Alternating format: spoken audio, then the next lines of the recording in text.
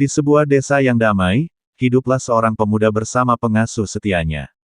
Keduanya sangat merindukan saat-saat ketika sang pemuda masih kecil, sering bernyanyi bersama dalam kebahagiaan. Namun, suatu hari sang pemuda harus pergi untuk menunaikan tugas penting. Sebelum berangkat, ia memberikan sekantong cincin kepada pengasuhnya sebagai kenang-kenangan. Tanpa disadarinya, pengasuhnya itu diincar oleh seorang penjahat yang ingin mengetahui rahasia besar di balik misi sang pemuda. Jadi, Raden masih ingat kidung itu? Selalu saya ingat, Bo. Saya kan selalu tertidur pula setelah mendengar kidung itu, Bo. Oh, Raden.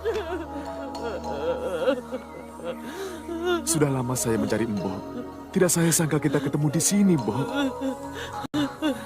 Saya ada sesuatu untuk Mbok. Ini, Bo. Dan ini. Buat apa ini, Raden? Saya tidak mengharapkan ini. Bisa bertemu saja saya sudah bersyukur, Raden. Itulah sebabnya, Bo. Mungkin setelah ini kita tidak akan bertemu lagi, Bo. Tidak, Raden. Jangan bilang begitu, Raden. Tugas saya, Bo. Tugas saya yang membuat kita tidak bisa bertemu, Bo. Saya masih harus berjalan jauh, Bo. Saya masih harus... Tidak bisa saya katakan tugas saya yang sebenarnya, Bo. Tapi saya berjanji, Bo. Kalau sudah selesai, kita akan berkumpul lagi seperti dulu, Bo. Terima kasih, Raden.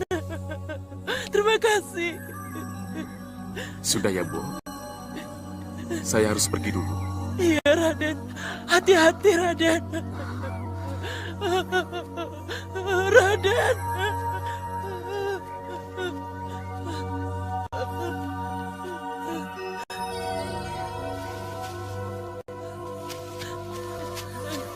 Hati-hati, Raden. Raden. Kamu tadi diberi apa? Ayo tunjukkan, atau kubunuh kamu. Iya, iya.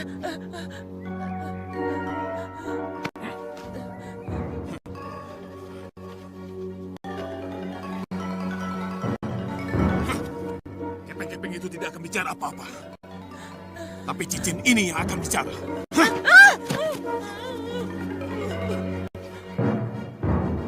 Di tengah kisah ini, layar berpindah ke dunia magis di Laut Selatan, di mana Ratu Kidul sedang mengasuh seorang anak bernama Joko Temon. Sang ratu memerintahkan abdinya, Condro Manik, untuk mempersiapkan sesuatu yang sangat penting bagi masa depan Joko. Dalam kesendirian, Nyai Roro Kidul mengenang masa lalu, menceritakan asal-usulnya sebagai bidadari dari Kahyangan yang jatuh ke dunia fana.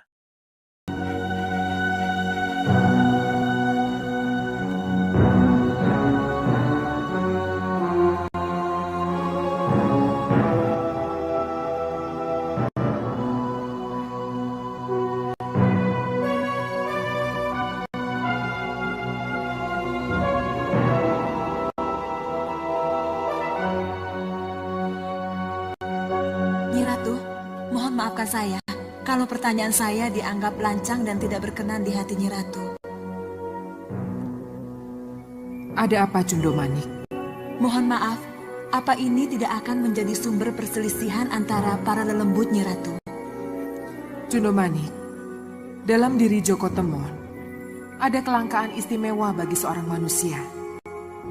Ia adalah wadak samudro, badan yang punya sifat samudra.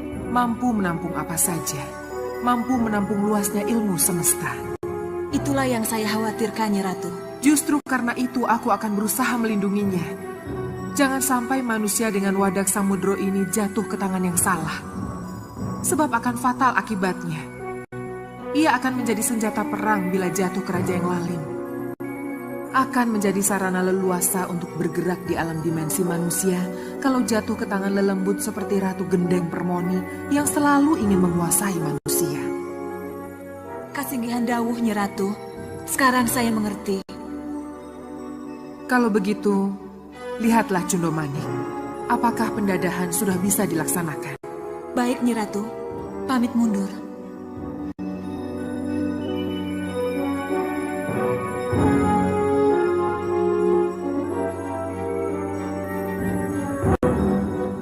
punya rahasia di masa lalu.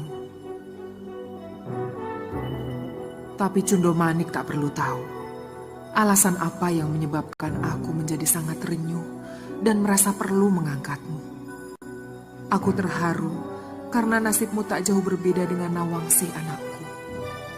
Bayi yang kutinggal, bayi yang kehilangan kasih sayang seorang ibu.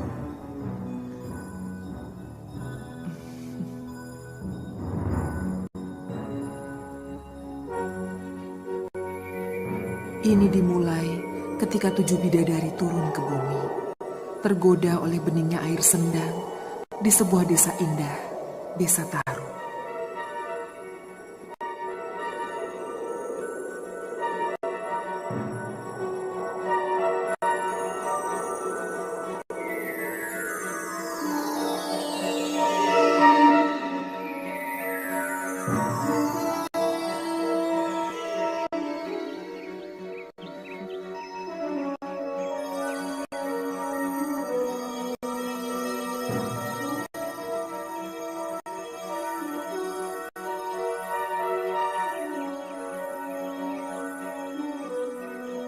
Dulu, sang bidadari bersama saudari-saudarinya turun dari kahyangan untuk mandi di sebuah danau. Seorang pemuda tampan bernama Jaka Tarub, yang tak sengaja mengintip mereka, terpesona oleh kecantikan bidadari-bidadari tersebut. Dengan licik, Jaka Tarub mengambil selendang salah satu bidadari, membuatnya tak bisa kembali ke kahyangan. Sang bidadari bersumpah bahwa siapapun yang menemukan selendangnya, jika seorang pria, akan menjadi suaminya, dan jika seorang wanita, akan menjadi saudarinya. Jaka Tarub kemudian muncul dan menyerahkan selendang itu, lalu menikahlah mereka.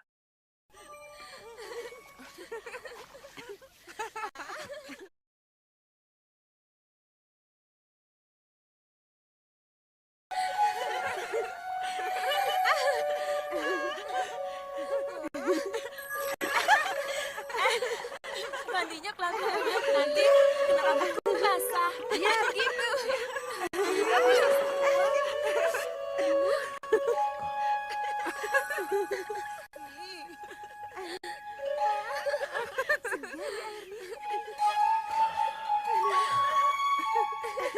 Sudah yuk. Sudah terlalu lama ya.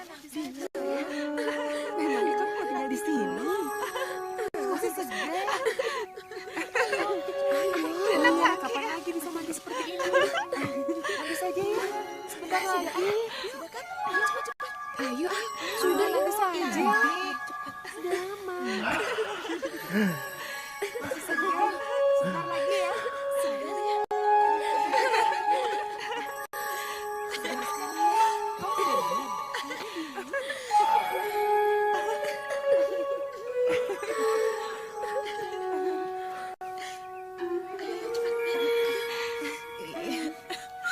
Cepat, nanti kita terlambat.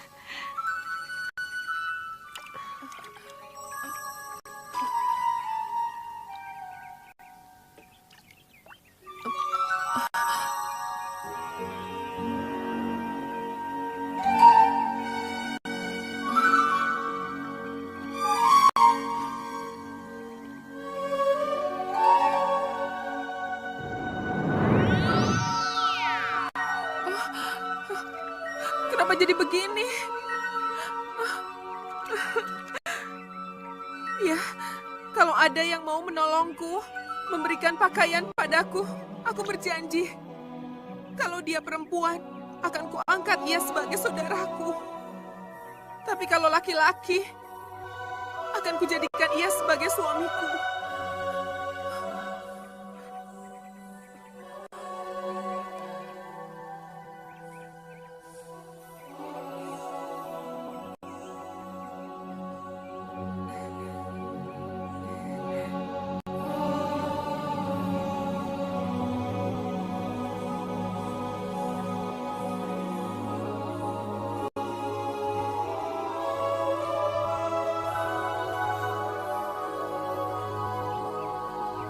Begitulah Jogotemon.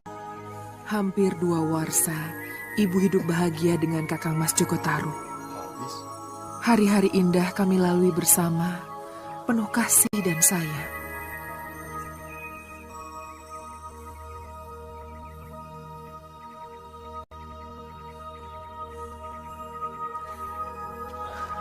Sekarang sasarannya sebelah sana.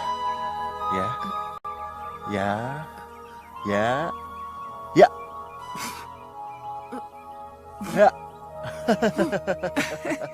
Gak bisa.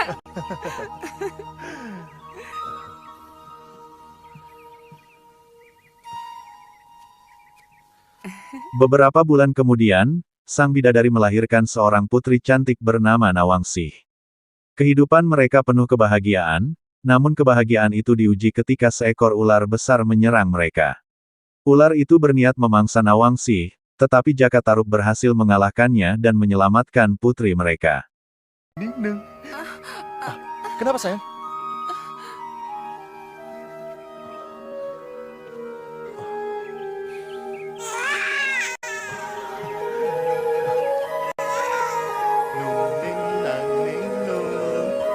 Nawangsih, nama yang begitu indah untuk bayi perempuan mungil, cantik dan lucu.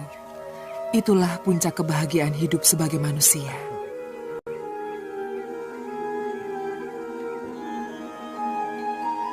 Bayi Nawangsih yang cantik tidak saja membuat gemas ibu-ibu yang melihatnya, tapi juga telah membuat naga siluman terkesima ingin memilikinya.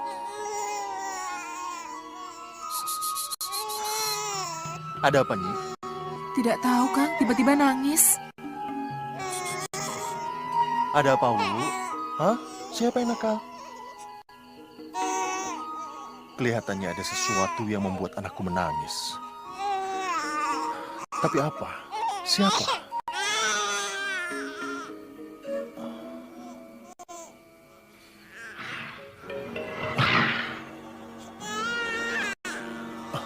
Masuk, Nyi. Cepat masuk.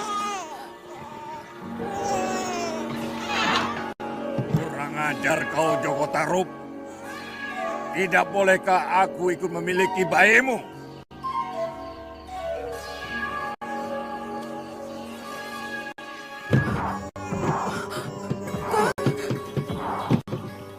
Apa itu, Kang?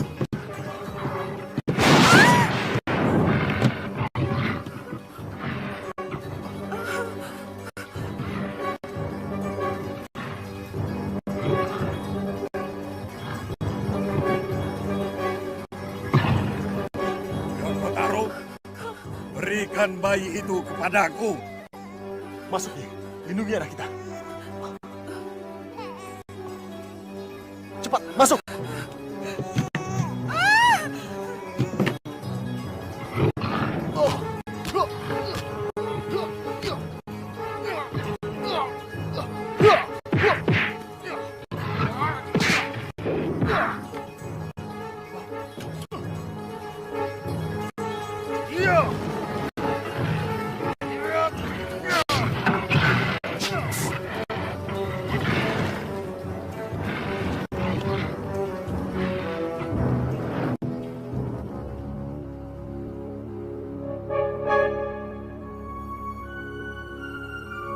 Tapi di suatu pagi, terbukalah suatu tabir rahasia yang tak pernah terduga.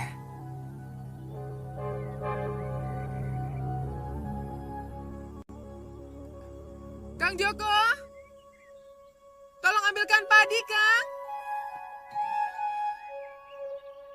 Kang?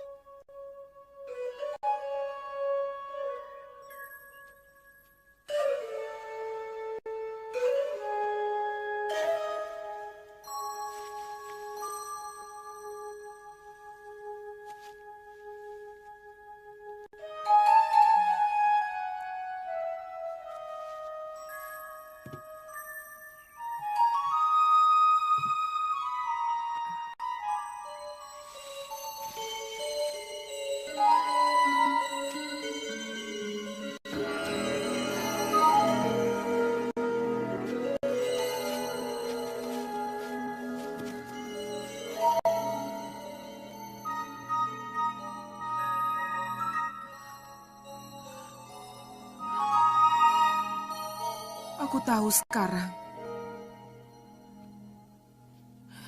Kakang sengaja menyembunyikan pakaianku ini. Nawang Wulan!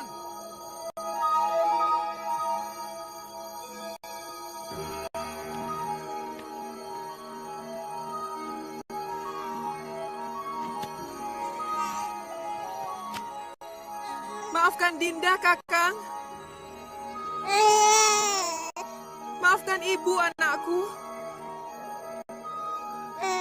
Kenapa kami kau tinggalkan? Sungguh suatu takdir yang harus ibu jalani. Meninggalkan orang-orang yang ibu cintai. Kakang Mas Joko Tarub, Nawangsih, selamat tinggal. Suatu hari, sang bidadari tanpa sengaja menemukan kembali selendangnya yang selama ini disembunyikan oleh Jaka Tarub. Hatinya dipenuhi kekecewaan karena dikhianati oleh suaminya sendiri. Merasa terhianati, ia memutuskan untuk kembali ke Kahyangan, namun nasib berkata lain. Kahyangan menolak kehadirannya karena ia telah menikah dengan manusia. Tak punya tempat lagi, ia kembali ke dunia fana. Peraturannya sudah jelas, Nawangsari. Bidadari yang sudah ternoda tidak mungkin tinggal di sini lagi. Nanda Rukmini benar. Di sini peraturan tidak bisa dirubah. Peraturan harus ditaati dan dijalankan. Berlaku untuk siapapun tanpa pandang bulu. Pergilah Nanda Dewi. Turunlah ke bumi.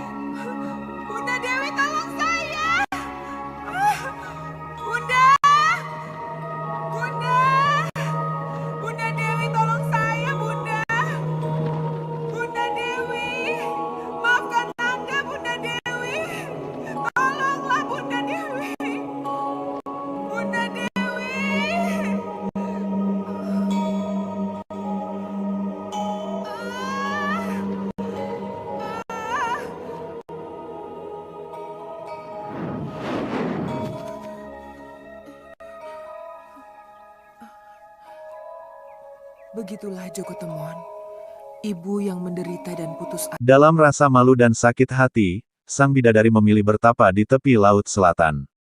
Penghuni laut di sana sering mengganggunya, tetapi tak satu pun berani mendekat karena kekuatan sang putri begitu besar. Akhirnya, sang raja laut terganggu oleh kehadirannya, namun justru ini menjadi awal mula transformasinya menjadi penguasa laut selatan, yang kelak dikenal sebagai Nyi Roro Kidul, penjaga dan pelindung kerajaan bawah laut yang mistis. Hei! Siapa yang berani mengguncang keratonku? Pengawal! Pengawal! Siapa yang berani mengguncang keratonku? Maaf Gusti Prabu, seorang putri cantik bertapa dalam laut, dan perbawanya menggetarkan seluruh laut kidul. Kurang ajar!